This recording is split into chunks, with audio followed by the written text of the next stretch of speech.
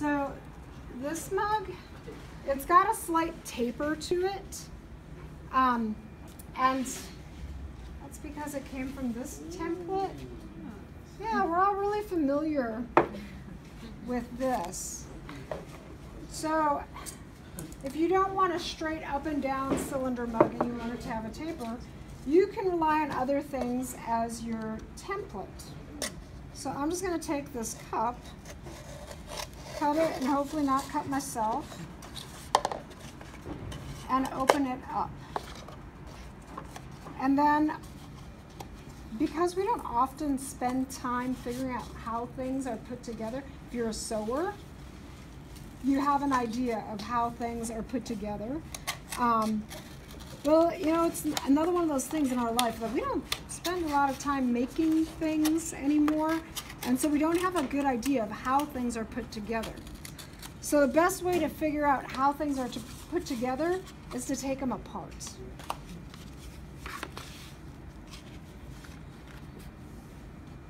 So it's a pretty basic shape, pretty easy to make. I'm gonna need a circle for my base, which I'll use this spare piece of slab, and then I'm gonna use this as my template.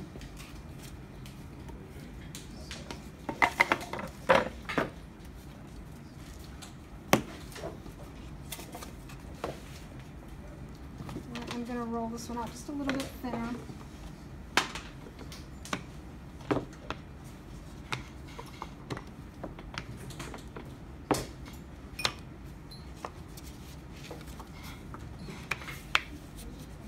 Place my template down.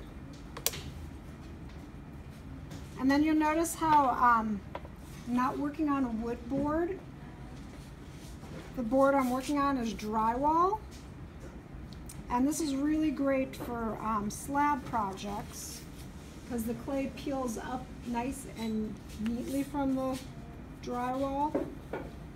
But it is also absorbing some of the moisture from your clay. So if you have a flat slab that you want to do soft slab work with, you don't want to leave it on there for too long, because you can see right here the little echo basically from the wet clay, because it's pulling moisture out of there. Okay, so now just free form holding it, and I'm going to have to go back and cut these edges at a slight bevel.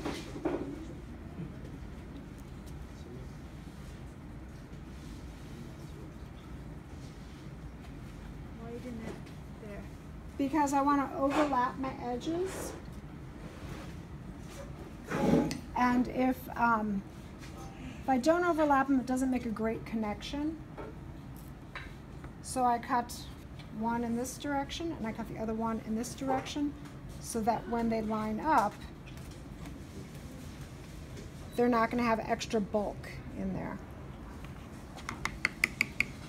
So take your toothbrush and score and create slip. You can also go back with your tool, do a little bit extra scoring.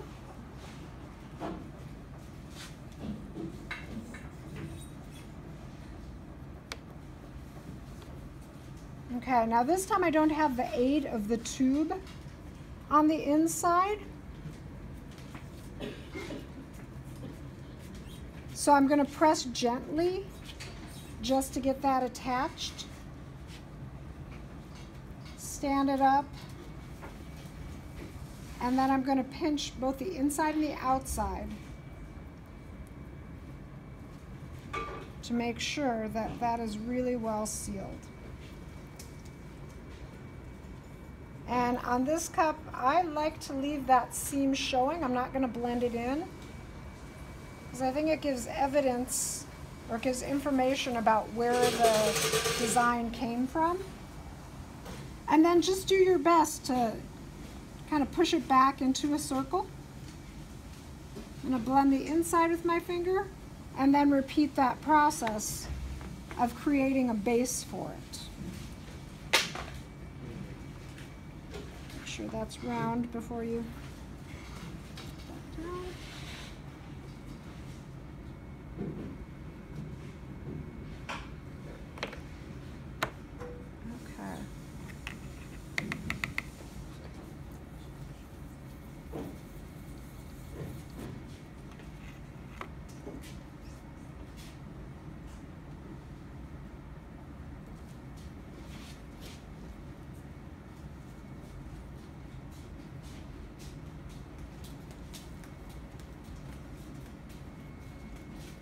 excess away. And one of the things I like to do when I attach bottoms like that is just tap them down on the table to make sure that they're really well adhered. And then I'll go back again with a really super nice soft coil and put it in that inside to round that corner off a little bit. Again, go back with a sponge, make the rim smooth and appealing to your lips. How do you put a foot on it? Or do you? Well, this one just has a flat foot to it, so it doesn't have a raised foot. So it's just slightly, do you kind of push it in? You can just bump it with the heel of your hand, bump it, and that'll give you that slight dome in there, so in case it warps. Okay,